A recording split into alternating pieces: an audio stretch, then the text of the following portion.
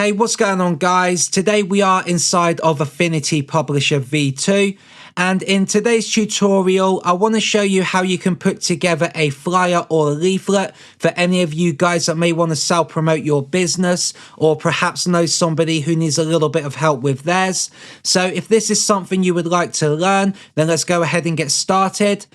So when it comes to creating a flyer or a leaflet, it is really quite a straightforward process and it shouldn't take long at all. The only things that you really need on this kind of project is going to be your very own logo and some personal images that you are going to want to use on your flyer. Other than that, the rest of it really is just mainly text and shapes, and we'll cover that as we go along with the tutorial. So the first thing that we want to do is go ahead and set up our canvas to be the correct size for our flyer or our leaflet. And in most cases, the perfect size for that kind of project is going to be in A5. So we have a couple of different options right here. We have the print just there. Then underneath that, we have the press ready. Essentially, these are both exactly the same. As you can see, they've got all the same sizes inside of here. The only differences between both of these right here are going to be the color format. So if we go ahead in the press ready and we just choose an A5 right there, over to the right hand side, you can see that our color is in CMYK. Whereas if we go and choose A5 in the print section, that has now changed to RGB. And without getting too technical about CMYK and RGB, all you need to know that is if you want to go ahead and print your project, you want to make sure that you are working in CMYK. Whereas if you are designing for web or device, you want to be working inside of RGB. And because in most cases we are going to print our leaflet or our flyer, we're going to go ahead and we're going to choose a press ready version of the A5, meaning that we are working in CMYK. So after we selected our CMYK profile, what you want to do after that is make sure that your DPI is set to 300, as that is going to give you the best quality for your print. Then next, some of you guys may want to go ahead and change your document units, whether you like to work in pixels or points or inches, etc. For me, I'm quite happy to work in millimeters, so I'll go ahead and leave that the way it is. Next, we're going to go over to where it says pages, and inside of here, we're going to turn off the facing pages option. That then is going to give us a single page rather than a double spread. And in terms of the number of pages, we only need one, as we can just print this as many times as we like. Then another thing that you may want to do is go ahead and set up your margins, just to give you a little bit of space between the edges of the page and where your content is going to start and end.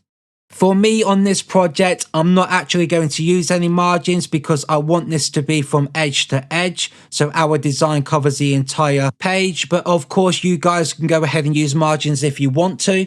And finally, what I'm going to do is just make sure that I set up my bleed just over here on the right hand side.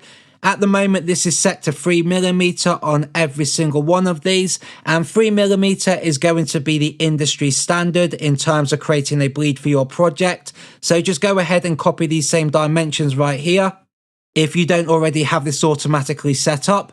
So just before we go ahead and hit that create button, just once again make sure that your DPI is set to 300, and if you do plan on printing this, you want to be inside of CMYK. And with that out of the way, we'll go ahead and get started and hit that create button. Okay, so before we go ahead and get started with our project, I just want to point out this border that we have right here on the outside of our document. This is going to be our bleed lines, and our bleed is going to be really important for any of you guys that want to be able to print from edge to edge, and I'll talk about that more in just a moment. So if any of you guys aren't seeing your bleed lines right here, what you got to do is go up to your view menu on your top menu bar, go down and just make sure that you have that show bleed checked. Also, if you do have that checked but you still can't see it, what you need to do is come up to here on the top menu bar to where it says toggle preview mode, and you may find that'll be the reason why you can't see that, so go ahead and just toggle that back on. And now we can go ahead and get started. Okay, so the first thing that we're going to do is bring in a background image that we want to use of our flyer. So the image that you're going to want to use in your background just needs to be relevant to your business or the services that you offer. For me, in this tutorial, I'm going to make this completely random, and I'm going to put together maybe something like a home enablement service for people that go around to older people and maybe help them out with some tasks that they can't do on their own.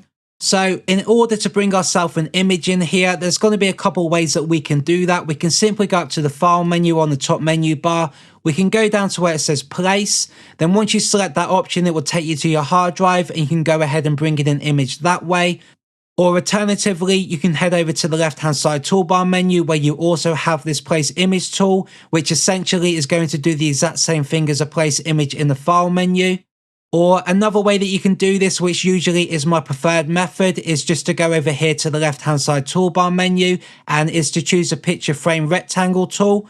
So once we go ahead and we select that, what you want to do is just go ahead and just snap this into the corner of your bleed lines. And we're just going to pull that out and drag that all the way across and just let that snap into the other corner down in the bottom. And now this will go ahead and act as a frame for us when we go ahead and put an image inside of this. And I'll explain a little bit later on why this is really a good idea to be using the frame rather than just bringing an image straight into the program. But for now, we'll continue with finding ourselves an image that we can use. So because I'm going to go ahead and put something random together, I'm going to go ahead and just find myself an image inside of this stock library.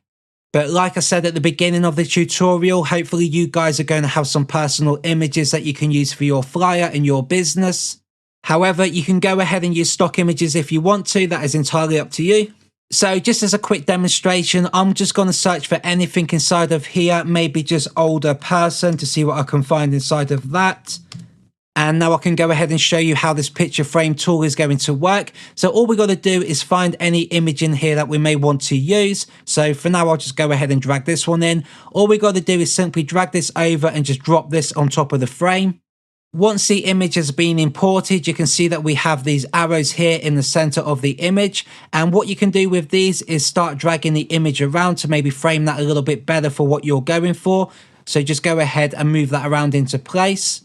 And you also have this option just down here with this sliding bar where you can zoom in and out with the image to make that bigger or smaller. But for now, I'll go ahead and hit Command or Control Z just to undo, and I'll hit Command or Control 0 just to fit to screen. So the reason that I personally like to use a picture frame tool is because it automatically frames it to the size that we set the picture frame as. And what I mean by that, if we go ahead and we just drag the same image inside of Affinity, but this time around we just drop it anywhere, you can see that once we bring this image in, the image actually imports really big. So this can be a bit of an issue. And in most cases, you're going to have to zoom out just to find the edges of this that we can pull in, just to make sure that you can fit that to your canvas. And then just go ahead and move that to the position that you want it. And then once you've done that, you will zoom back in. So this can be a bit of a pain because some of the images that you use inside of here can be 10 times the size of this one. So you'll find that you have to zoom out really far just to start dragging this in and making it a little bit smaller.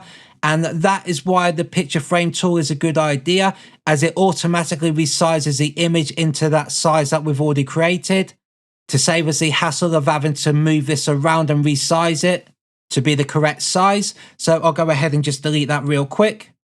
So moving on, most of you guys are going to only want to use the one image as your background, whereas for this design, I actually want to use multiple images. So for me, I'm going to go ahead and just delete this over in my layers, just so I can start again. And what I'm going to do this time around is I'm going to head back over to my left-hand side toolbar menu. And once again, I'll select that frame rectangle tool. And I'm going to go ahead and snap this in the corner of the bleed. And we'll talk about the bleed in just a moment. So I'm going to resize this to a rough size that I'm going for the kind of image that I want to bring in here. So maybe somewhere around that 55.5. And I'm going to want the same dimensions on the height as well as the width. So just to make sure I get this completely right, I'll go ahead and just let that go. Then I'm going to make my way down to the bottom right hand corner inside of my transform menu. And inside of the width and height, I can manually change this just to make sure that it is the same. So I'll go ahead and just change that height to be 51.5 as well. Go ahead and hit enter. And now that is going to be a perfect square. If you guys don't see your transform menu, then just simply make your way up to the top menu bar to window and go down and make sure that you have that transform option checked, and then you'll also have access to this menu right here. So moving on, what I'm going to do now is go and find myself an image that I want to bring into my frame right here. And just to be quick, I'll go ahead and use that same image that I've already used a moment ago, but I'll go ahead and drop that. And as you can see, that resizes that to be completely perfect. So there's no messing about for us having to zoom in and out and resize that. So what I want to do next is I want to put a border around this frame. So the way we'll do that is by going over to the right hand side to our color menu, and we'll go ahead and we'll just apply a stroke to this. I think I'm going to go with maybe a color green. And then just up here on your top menu bar, you can see we have this option right there that says stroke, and inside of here we can adjust the size of that. So go ahead and just resize that to whatever it is you are going for. For me, I think I'm going to stick with that 1 point, as that will look perfectly fine when I come to put the rest of this together. So what I'm going to do next is I want to make a copy of this because I want it to fill the entire page and have multiple versions of this same square. So what we're going to do is duplicate this. So if we hold down Command or Control on our keyboard while we start dragging away from that one, that is going to create another copy for us. And then we'll just go ahead and snap that into place. Then we want to go ahead and just do the same again. So hold down Command or Control and just start dragging away from that one. Then that will duplicate that once again and go ahead and snap that into place. Then what I'm going to do next is I want to select all three of these and I want to go ahead and just copy these down the page. But before I do that, I'm just going to slightly bring this over just to center that with that green line in the middle right there. And then just like before, with all three of these selected, we're going to hold down Command or Control while dragging away with our mouse. And then that will duplicate that for us, making sure that lines up. Once again, we'll do the same thing all the way down the page.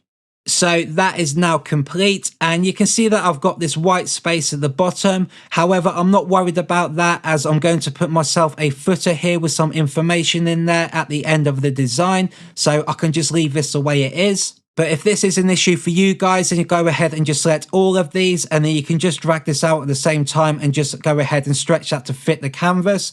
Make sure that you hold down Shift while dragging this out. That way it will lock your proportions and it will remain that perfect square. So I'm going to go ahead and hit Command or Control Z just to undo that, so I can leave it roughly where I had it before. And what we need to do now is go ahead and start swapping some of these images, as we don't want these to be all the same. We want these to be different people. And this is really straightforward using the picture frame tool. All we've got to do is go ahead and find ourselves another image that we want to use, maybe this one right here, and just simple case of dropping that on top of it. And it really is as simple as that. So I don't really want to use that image personally, so I'll go ahead and just swap that out to be that one there. And I'll just go ahead and start adding some additional images and just start filling this up a little bit just to make it look a little bit different. Okay, so I briefly paused the video just for a moment while I made my way through some of these images just to change this up a little bit. And if any of you guys are using your stock library, don't forget you can always go back to your search menu and just search for different topics for different images. So now I've completed this, what I want to do next is group all of these images together just to stay a little bit more organized, as before you know it, you're going to end up with hundreds of different layers inside of here. So in order to go ahead and group all of these together, we'll make our way over to our layers over on the right hand side. We're going to select our top layer, hold down Shift on our keyboard while we select the bottom one. That then will select everything else in between automatically. Then all we got to do is hit Command or Control G, and then that will form a group which will hold all of our images. And now we can go ahead and move this as a whole. If you want to do that for any reason or resize that, that is entirely up to you. I'll go ahead and just undo that real quick. So before we go ahead and just put all of this together, I just want to quickly talk about the bleed for any of you guys who don't know what that is for or why it is important. So I'll go ahead and I'll just toggle the preview mode for a moment just to turn that bleed off. And this is going to be the way we expect our document to look once we go ahead and print this. Keeping in mind the bottom will have some content there as well, so ignore the white space. I'm just going to zoom in real quick so we can see the top of this document while we talk about the bleed, and I'm going to toggle the preview mode on. So if any of you guys plan on sending your document to a professional printer and have this printed out and cut out for you, then what's going to happen once they receive this file right here, they are going to print this multiple times onto a very large piece of paper. Then once that's been printed, they're going to send it over to their cutting machine, which then is going to attempt to cut this out absolutely perfect to your design and the way you designed it. However, from time to time, what can happen is the blade on the cutting machine can misalign. So instead of cutting across this perfect straight line that we got here, it could suddenly start to move up anywhere in this safety area that we have right here. So for instance, it could start cutting along this area right here. And what's going to happen if we don't account for this bleed, then you could end up with a white border going around the outside of your leaflet, as the piece of paper that this was originally printed on at the factory is going to be white. So if we say, for instance, that you guys have only designed this to be right to this edge right here, and you didn't account for your bleed, this area right here is all going to be a white area. So if it does slightly misalign anywhere here, then it will leave that white border around your leaflet, which is going to look very unprofessional. And this is why they add this safety area right here. So as long as you account for this and you fill your images all the way to the edge of the bleed, then you're not going to end up with that white border around your document. It's just going to look as though you've designed it that way. So I hope that makes sense to you. And this isn't going to be important if you guys are printing from home, because you're going to go ahead and try and cut this out yourself anyway. So you're going to be a little bit more careful and cautious not to end up with that white border around your document. It really is just a requirement if you want to go ahead and send this to a professional printer and have it printed and cut. So with that out of the way, I'll just zoom back out. Okay, so with our bleed out the way and our images in the background, hopefully the rest of this tutorial should go fairly quick now, as all we really need to do is add some shapes, some text and a logo. So I'll make my way over to the left hand side toolbar menu, and I'm going to select myself a shape. And you guys can use anything you like inside of here. For me, I'm going to go for this rectangle tool. Then I just need to decide where I want to draw my rectangle to hold a bit of information about the business. And looking at my design, I'm quite happy to lose this third row of images right there. So I'm just going to snap this into place up in the top corner, and I'll drag that rectangle out just to fill that entire third row. Then what I want to do next is just make sure that my border on this is going to be a different color, because I don't want green. So if I go over to my color wheel, what I'm going to do is maybe select orange instead. And just check my fill is 100% white and not grey. Then if I go and grab my move tool and just deselect this for a moment, I can then just check that I'm happy with the width of the stroke. If you guys aren't happy with the size of your stroke, just simply select your shape that you have imported, go back up to your stroke menu, and you can resize that to be anything that you are happy with. For me, I'm going to keep that at 1 point. So looking at this, I've just noticed that I have this slight border down here over on the left hand side, and I don't want that there. I do want the border on the top and at the bottom, but not necessarily over here on the left. And I just want to make sure that I don't have it on the right, which I do. So in order to get rid of this, all I'm going to do is select the rectangle, and I'm just going to drag it out just a little bit off the page, and then that will remove that border. And I'll do the same thing on the other side, just slightly pull that off the page, and then that is going to fix that issue. So I'll go ahead and hit Command or Control 0, and that will fit the screen. So there is our first shape complete, and I think I'm going to go ahead and add all the text last. I think what I want to do first of all is just add all of our shapes on there just to make the design look a little bit better. So instead of drawing out another rectangle, what I'll do is just duplicate this one right here. So if I hold down Command or Control on my keyboard and pull away my mouse, that then will duplicate that rectangle. Then all I've got to do is just snap that into my bleed. Then I'll go and grab this node here in the middle and just resize that to be the rough size that I'm going for. I think that's a little bit too small for what I want at the bottom of these images, so I am actually going to drag that up a little bit, maybe to around that size. Then with this, I think I'm going to go ahead and give this a color of that green that we've got on our border right there. So if I go up and I just sample the same green that we've already got right there, then I just want to go ahead and change that stroke to be white rather than orange. Then looking at this, I think I should actually change all of these strokes here on these background images to be white rather than green. So I will just go back into my group, and I'm going to select all of these picture frames by selecting the top one, holding shift while selecting the bottom. That then will grab everything in between. Then once again up here with our stroke, instead of green, I'll go ahead and I'll change that to white. Then we can come back out of our group and continue with our design. So that is our second shape now complete. And if any of you guys find that any of your images are cut off by your footer, just remember that you can always go back into your group and you can select any of these images. Then you can go ahead and just move those around and reframe them. But moving on, we're going to go ahead now and create a shape at the top here for our logo. So if I make my way back over to the left hand side, and this time round, I think I'm going to choose maybe this trapezoid shape, and I'll go ahead and start drawing that out. So what I want to do first of all is rotate this to be the other way around. So I'm just going to select this node here at the top to the rotation sign appears. Then I'm just going to start pulling that round while holding down shift. That then will lock into place, making it a lot easier for me. Then I'll go and grab my move tool and I'll just go ahead and put this into position. So what I'm going to do with this piece, if I just zoom in real quick, I don't want to bring this into the corner of the bleed up here, because if I do that, once I go ahead and turn the bleed off, it's then going to sit here, and I actually want this going into the corner of the image. So what I'm going to have to do is make sure that I adjust this for the edge of the page rather than the bleed. So I'll go over to the other side and I'll pull that out a little bit, just snapping that over into that position. Then this middle piece right here is a little bit too long. I want to actually shorten this. So what I'm going to do is I'm going to change the left point and the right point, just make that a little bit bigger so it drags it in a little bit, maybe 30%. Then on the other side, I will go down to 70%. Even then, that's still a little bit bigger than what I was going for. I think I want this to be inside of this image there. So I'll go ahead and just adjust that to be inside of that image. Maybe somewhere around that size, around 65 maybe. Then on this side, we'll go ahead and we'll just adjust that as well to be the same. And then that is looking better. So I'll go ahead and hit Command or Control 0 just to zoom out. Then I want to go and change the color of this. So I'll head back over to the right hand side. For the stroke, I'm going to have the same orange that I got there. So I'll select this orange right here. Then for the fill, I'll go ahead and just make that white. And what I'm going to do at this point is just turn off this background bleed so we can focus on the design itself, as everything else that I'm going to bring into this design now isn't going to go outside of the bleed. So what I'm going to do now is go back up to the top and just toggle off that preview mode, and now I can focus on the main design itself.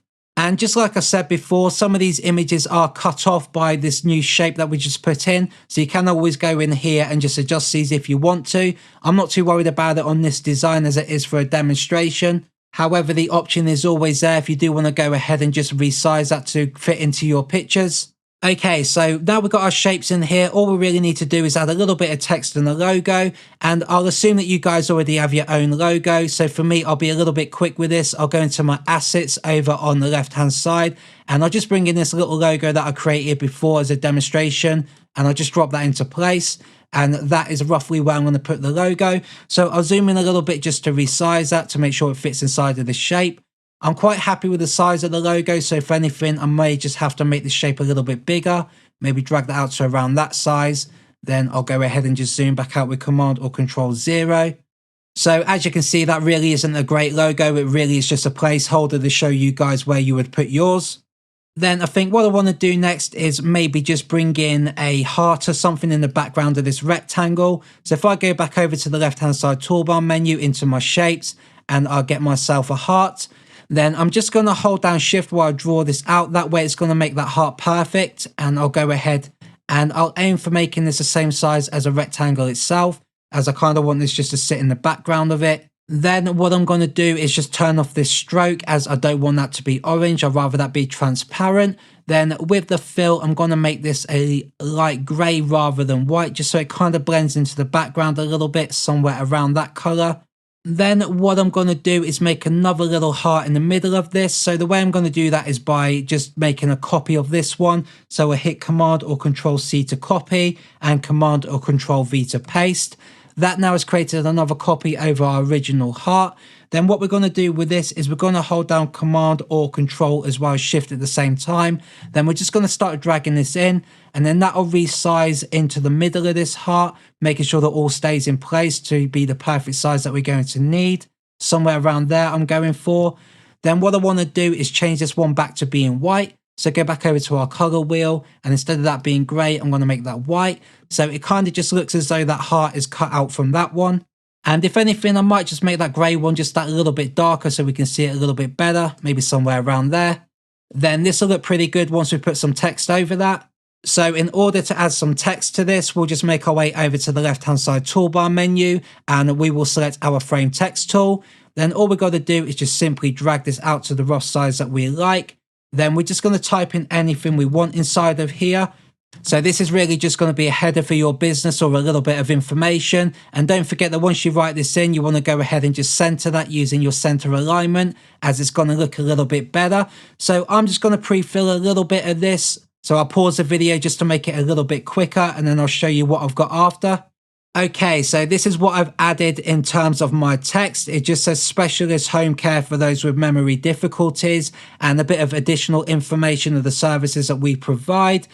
Then all I really did once I did this is just choose a font that I wanted. I just went with this sheer one up here, and I just got the size of 25.3, and I gave this a color of purple. I just sampled the same color purple that I got up here on my logo. And this here was just one text frame, and then I just created another text frame underneath it where I wrote this additional information in there. And the one on top I made bold, whereas the one on the bottom I didn't. Other than that, it's exactly the same font and the same color. So then finally, we just need to add maybe a social media logo here or something if they want to go ahead and find us on the internet. So I have one of those as well over in my assets. So I'll go ahead and just drag and drop this out into place. Then that will just kind of fill up that white space that we have right there. Then what we need to do is just add a final bit of information down here, and then that should really be finished. So what I'm going to do here is grab myself another rectangle, and I'm going to just draw out a rectangle shape here just to add a little bit of information about pricing. Then what I will do is just add a little bit more text underneath here where you can give the company a call and maybe arrange an assessment. But first of all, we're going to go ahead and just style our rectangle. So just like before, this is going edge to edge. So I will just turn that bleed back on just for a moment, just to make sure I do account for that bleed. I'll drag that all the way out, as I do want to put a border on this as well, which will be at the top and the bottom. So just like before, I'll go and turn the stroke back on and give that a color of orange. Then that's going to match the one that we got here in the middle, as well as the one at the top there. And I'm going to go ahead and just turn off that toggle mode again so we can see our design. Then what I want to do with this rectangle is maybe just add a drop shadow on this, just so it stands out a little bit more on that green background. So with the rectangle selected, I'm going to make my way over to the right hand side into my effects panel. Then inside of here, I'm going to choose the outer shadow. Then what I want to do is just make sure that my angle is pointing down at 270 degrees. Then I'll go ahead and just play around with the radius as well as the offset, so we can see a little bit of that shadow. I may have to zoom in a little bit so I can see it's a little bit better, and you guys can see it on your screens at home. So I don't want it to be too big, just a little bit subtle. So something like that will probably be perfectly fine. So I'll go ahead and leave that the way it is. And I'll just zoom back out with Command or Control 0 to fit the screen. Then what I want to do inside of this rectangle is just add a little bit of information regarding the prices. So once again, we'll go over to the left hand side and we will grab our frame text tool, and we'll just drag this out to be the same size, and then you can just type your text in here. At this point, I'll go ahead and just pause the video while I fill out some text here just to make it a little bit quicker, and I'll be back in just a moment. Okay, so this is what I come up with. I actually removed the stroke off the rectangle as it actually looks better just being white. And I just added this one-to-one home care from $21.50 per hour. And I just gave that the color of orange rather than purple like I did up here. I used the same font as we did up here as well. So all I'm going to do now finally to finish this off is just have that information at the bottom here regarding the phone number and booking an assessment. So once again, back over to the left hand side, I'll grab the frame text tool, draw this out to be a rough size that you want. Then we'll just type anything in here, which once again, I'll just pause the video just while I do all of this real quick. Okay, so I've once again copied the same font that I had before. This time round, I just chose a color white, and with the free assessment, I just made that bold as well as on the phone number.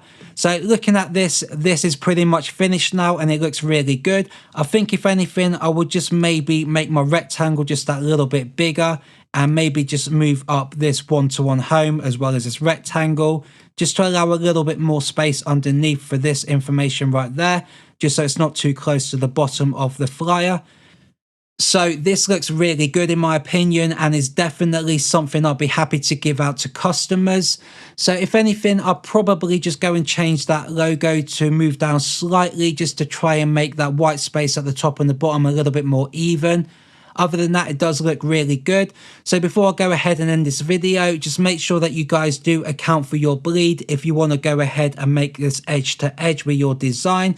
And this is how it's going to look when you go ahead and send this off to your printer. But once you get it back and it's all been cut out, this is how you should receive it. And that will be the exact same way that you've designed it. So I hope you found this video useful. I hope you learned something new, and I will see you in the next one.